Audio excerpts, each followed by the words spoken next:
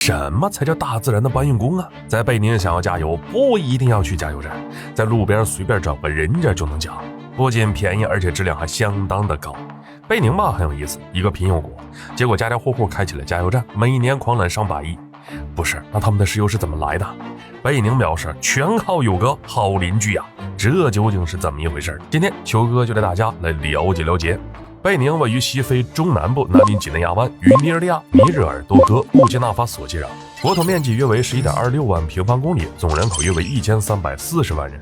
贝宁很穷，人均 GDP 也才1200美元，经济支柱是农业，但种的粮食连自己都喂不饱，工业就别想了，顶多就是些轻工业。按理说这时贝宁应该靠资源翻身了，但很抱歉，这是他邻居的剧本。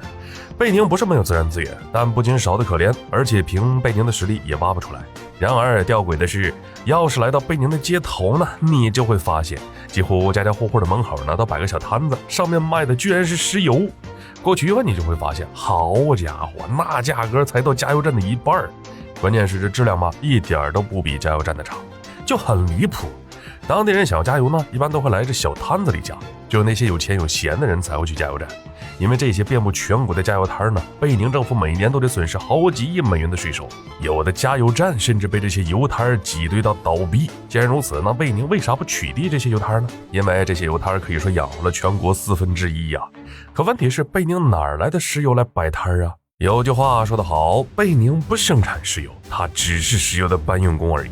这搬运工呢，那真是字面上意思。贝宁呢是缺油，但他的邻居尼日利亚不缺呀，人家可是非洲第一石油生产和出口国，石油储量呢那更是非洲的 No.1， 油多得很。前面也说了，贝宁很穷，手里那点家业呢饭都吃不饱，于是贝宁人意识到得靠自己的双手发家致富啊，去尼日利亚偷油。而石油走私呢早已形成了一条产业链，非常熟练，一般都是晚上开船找的运输管道，截断后开始偷油。唯一需要注意的就是巡逻的守卫，那些炼油厂也不是冤大头，自然会无人看管。不过这对于偷油贼来说那都不是事儿，一般呢只要给点小钱就能完美通过，除非运气不好碰上了死板的人，装满油后呢就得把油运回去加工了。毕竟呢不是什么正经活，炼油的地方呢一般都很隐蔽，藏在树林里，没有人带路，100%会迷路。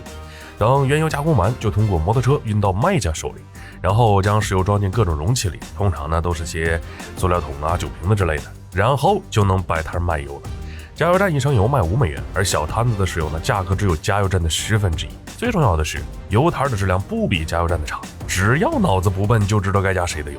所以呢，当地不少加油站被打得哭爹喊娘，直接倒闭关门。偷油的成本呢很低，几乎没有，这也让更多人趋之若鹜。做这种生意呢，虽然来劲快，不少人靠着偷油破草屋爆干大毕业，但其实呢，偷油也是有一定的风险的，因为吧不是正经活，他们也没有正规的炼油设备，最后呢只能用简单粗暴的方法蒸馏法。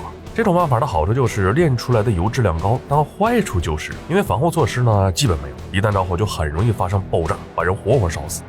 除此之外，另一个危险呢就是运油，他们是有摩托车运油，一辆车呢至少要带上百升的油，万一出了车祸还是会发生爆炸，车毁人亡。不过就算这么危险，依旧不少人争着抢着也要干这份工作，没办法，他赚钱呢。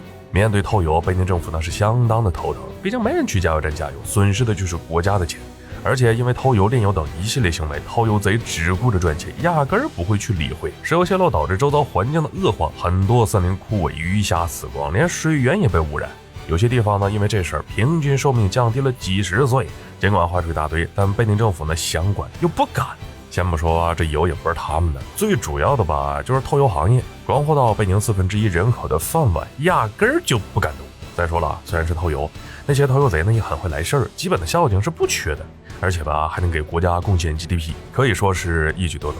对贝宁来说，坏处是有，但相对于好处而言呢，不值一提。毕竟穷怕了，所以呢，他们又怎么会取缔呢？好了，本期视频到这儿就结束了。麻烦各位看官，有你发财的小手，给俺来点赞、关注呗。咱们下期再见。